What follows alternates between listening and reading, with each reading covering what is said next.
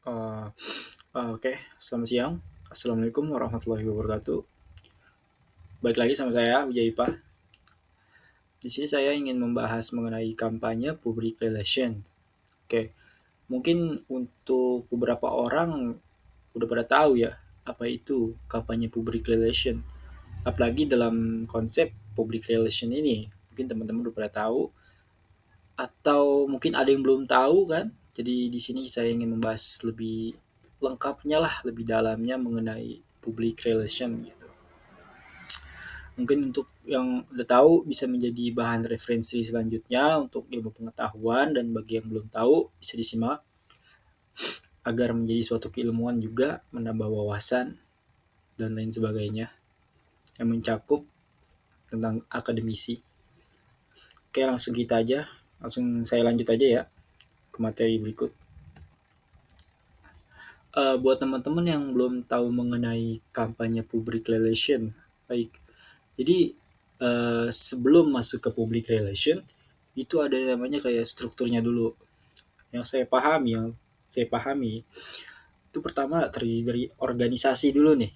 Organisasi, selanjutnya ke manajemen, terus selanjutnya ke public relation. Nah, jadi organisasi itu adalah kan sekumpulan orang ya, sekumpulan orang yang saling mendukung, terus untuk berdiskusi juga untuk mencapai tujuan mereka gitu. Lalu apa kaitannya dengan manajemen? Manajemen ini biasanya tuh yang mengendalikan perusahaan, mengendalikan organisasi, lembaga, dan lain sebagainya gitu. Perencana juga termasuk mereka tuh. Dan public relation itu apa? Nah, public relation itu lebih ke arah ini, juru bicaranya gitu, yang langsung terjun ke publik, secara publik. Namanya kan public relation, relasi dalam publik gitu, yang di luar perusahaan. Nah, itu mereka saling berkaitan tuh antara organisasi, manajemen, terus public relation. Organisasi ini itu instansinya, lembaganya, dan lain-lainnya. Lalu masuk ke manajemen, si pengendalinya tuh. Dikendalikan tuh organisasi itu, lembaga itu. Kita sebut organisasi aja ya. Organisasi itu tuh dikendalikan gitu sama si manajemen ini. Nah, public relation ini gunanya tuh untuk apa? Untuk menyebarkan citra organisasi itu, disebarin gitu citranya, baik citra positifnya lah disebarin ke para publik-publik gitu, masyarakat-masyarakat, orang-orang lain. Dan bahkan melalui public relation juga kita tuh bisa menjalin aliansi, menjalin menjalin keterikatan, hubungan-hubungan antara organisasi lain gitu, antara dua organisasi, antara dua organisasi sama dengan tiga organisasi, 4 dan 5 dan seterusnya gitu, melalui public relation ini. Public relation ini berperan penting gitu dalam apa, untuk memberikan suatu kepercayaan kepada masyarakat, kepada publik. Sehingga makanya orang yang mewakili public relation itu harus orang-orang yang sudah ahli gitu, udah profesional. Profesional dalam bidang berkomunikasi gitu. Karena itu salah satu aspek fundamentalnya dalam menjadi public relation. Nah, lalu apa kaitannya dengan kampanye public relation gitu? Kampanye ini suatu metode gitu dari si public relation ini. Kita ngelakuin kampanye yuk.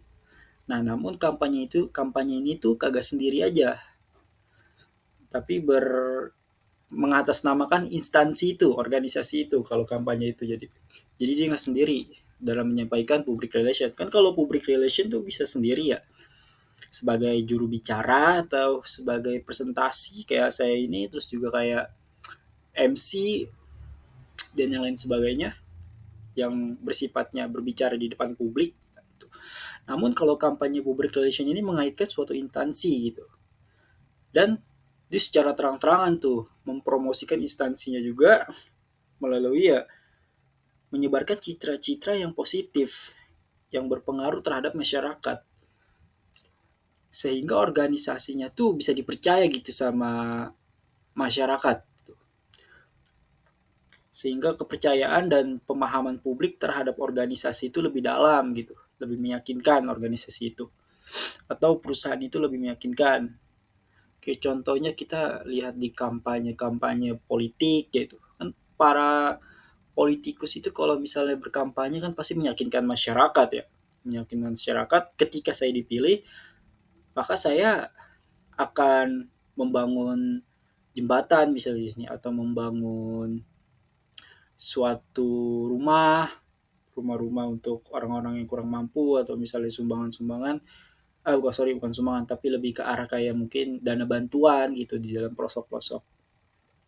Itu suatu hal yang menjanjikan kan. Kampanye seperti itu membuat citranya organisasi itu tuh menyebar gitu cerita positifnya sehingga orang berpihak untuk sehingga seseorang itu memilih untuk berpihak kepada organisasi itu karena timbul kepercayaan itu. Seperti itu kurang lebih. Selanjutnya kita masuk ke dalam pengertian menurut pakar ini seperti ini. Saya ambil dari pakar Rosadi Ruslan tahun 2013.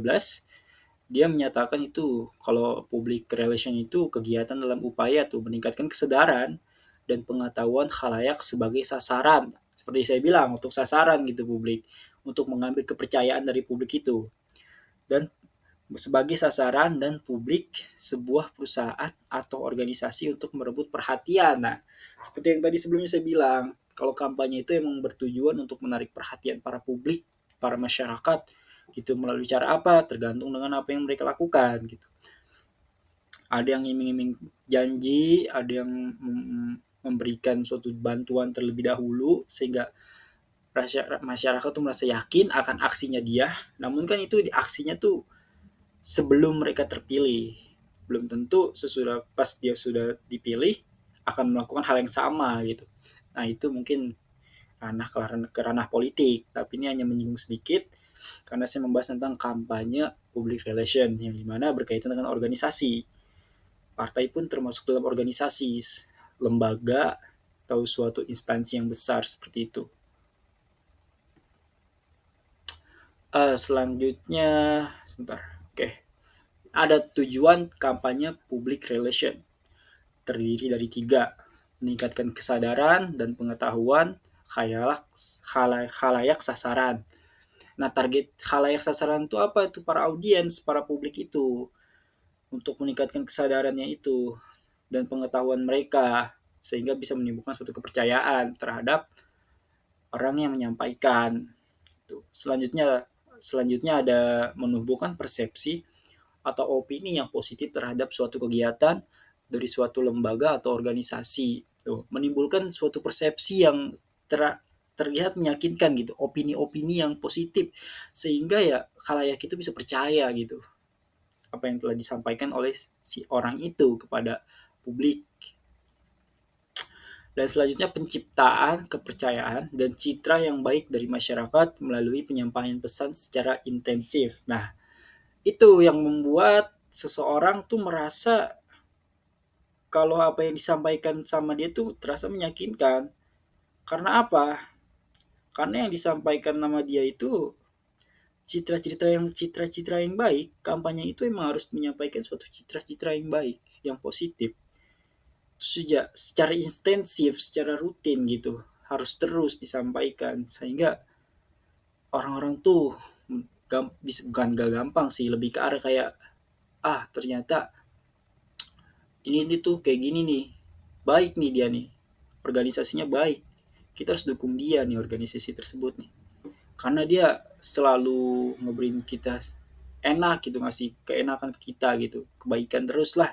Jadi kita tuh merasa nggak bisa nolak kebaikan mereka. Terus sekarang tuh kita kayak merasa kayak bisa di satu sisi menjadi berkegantungan dan juga merasa kayak sudah terikat lah. Ibaratnya kalau misal kita sudah berkegantungan dengan orang lain, berarti kita sudah percaya dengan orang lain gitu.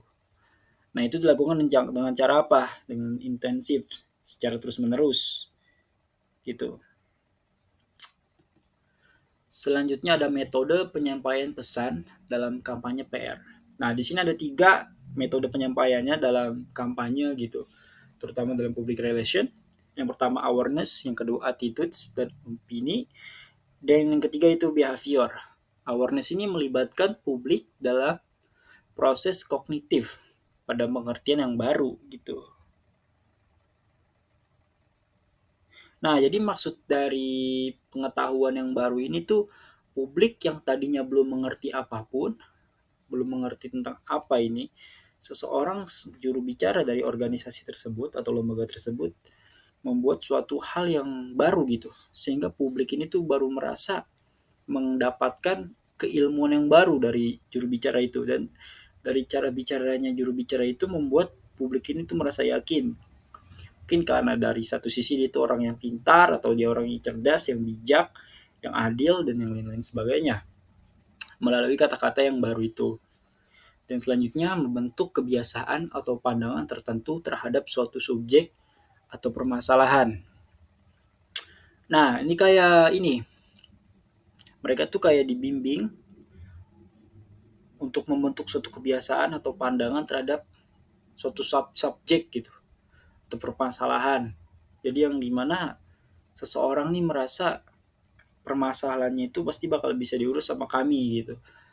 Jadi merubah subjek si publik ini. Jadi si penyampai ini merubah kebiasaan atau pandangan si publik ini sehingga bisa melirik ke si juru bicara ini atau si kampanye ini gitu. Dan yang selanjutnya ada behavior. Nah, dia dia nih kayak mempromosikan suatu respon yang diinginkan dengan melibatkan tindakan yang harus dilakukan gitu. Jadi dia tuh kayak memeriksa responnya terlebih dahulu gitu dari si publik ini. Dia lihat responnya gimana dan bakal ngelakuin apa setelah publik tuh responnya seperti ini. Jadi mencari celah lah. Jadi pertama kita kasih dulu penyampaian yang seperti apa. Ketika publik merasa sudah enak atau sudah nyaman dengan apa yang kita sampaikan, baru kita bimbing lebih jauh seperti itu. Selanjutnya ada tahapan pelaksanaan kampanye public relation. Dan nah, tahap pelaksananya ini terdiri dari 4. Yang pertama riset, yang kedua perencanaan, ketiga pelaksanaan, dan keempat itu evaluasi. Nah, riset ini tuh mengumpulkan data terlebih dahulu gitu sebelum kita mulai kampanye. Penting banget gitu untuk memahami permasalahan yang ada di dalam daerah tersebut, tempat tersebut, sehingga kita bisa melakukan suatu peluang gitu. Dan selanjutnya perencanaan.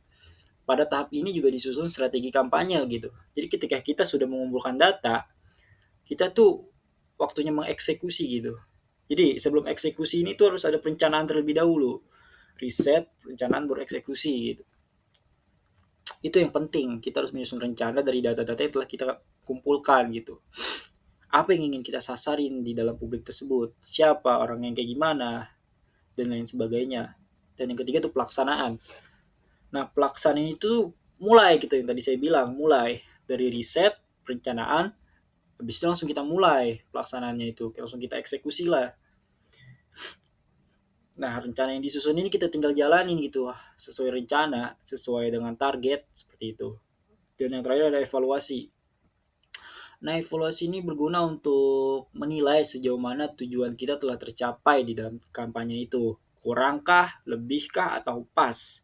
Dan itu menjadi suatu kayak rekam jejak terhadap kampanye selanjutnya. Dan juga penting untuk masukan-masukan ketika kampanye ini tuh sukses, seperti itu. Dan selanjutnya ada peran kampanye dalam public relation. Dan itu dalam public kampanye ini juga terdiri dari beberapa komunikasi yang dilakukan oleh mereka gitu. Ada komunikasi interpersonal, komunikasi antar persona, terus komunikasi kelompok, dan komunikasi massa. Nah, komunikasi interpersonal ini komunikasi yang melibatkan diri sendiri gitu. Jadi sebelum kita melakukan kampanye, kita harus tahu deh kekurangan dan kelebihan diri kita gitu. Dan selanjutnya antar persona. Dan biasanya nih kampanye ini tuh di antar persona itu tuh mereka berbicara ada yang antara satu atau dua orang atau lebih, biasanya menghadapi suatu tempat untuk berdiskusi secara empat mata atau enam mata dan yang lain sebagainya. Yang selanjutnya komunikasi kelompok dan juga berkaitan dengan diskusi, yang sehingga yang dibilangnya untuk publik ini tuh Sehingga kita tuh harus membuat publik ini tuh memiliki uh, tujuan yang sama gitu, sehingga kita bisa mencapai tujuan kita yang tujuan bersama gitu. Terus bisa menjadi saling mengenal antara si kampanye dan si publik ini yang disampaikan oleh si kampanye ini gitu, sehingga bisa memiliki suatu kesadaran yang penting dari kelompok tersebut. Masukan juga bisa termasuk dalam komunikasi kelompok sehingga bisa mendapatkan suatu masukan, saran atau kritik. Dan yang terakhir ada komunikasi massa. Nah, di komunikasi massa ini tuh proses penyampaian pesannya tuh melalui komunikator yang profesional, yang saya bilang juru bicara. Jadi kampanye public relation itu harus ada satu juru bicara yang ahli dalam menyampaikan gitu kepada publik, secara publik yang luas, apalagi publik yang kadang ada yang heterogen dan ada yang anonim gitu. Anonim tuh yang tidak diketahui kan, kita otomatis kalau kita menjadi public relation atau komunikator yang profesional, apa yang kita sampaikan tuh kadang kita nggak tahu kita menyampaikannya kepada orang yang seperti apa. Makanya diperlukan metode-metode seperti ini nih, behavior, gitu. Mempromosikan terlebih dahulu, terus gimana tanggapan mereka terhadap apa yang telah kita sampaikan. Jika kita mendapatkan celah dari orang tersebut, maka kita tinggal melanjutkannya aja gitu. Jadi mereka tuh tahu resikonya juga sebelum berbicara kepada orang lain gitu. Kepada public relation, apalagi orang-orang yang bersifat anonim. Public relation bakal berbicara mengenai, yaitu harus mempersiapkan suatu rencana baru, rencana cadangan lah dari rencana pertamanya untuk menanggapi publik-publik yang anonim gitu. Oke, okay. Mungkin hanya seperti itu yang bisa saya sampaikan. Mungkin ada beberapa hal yang kurang atau beberapa hal yang kurang jelas, bisa ditulis di kolom komentar sehingga menjadi suatu bahan kritik untuk diri saya, sehingga saya bisa terus maju dalam menyampaikan suatu data atau pemaparan materi yang saya buat. Cukup sekian, terima kasih.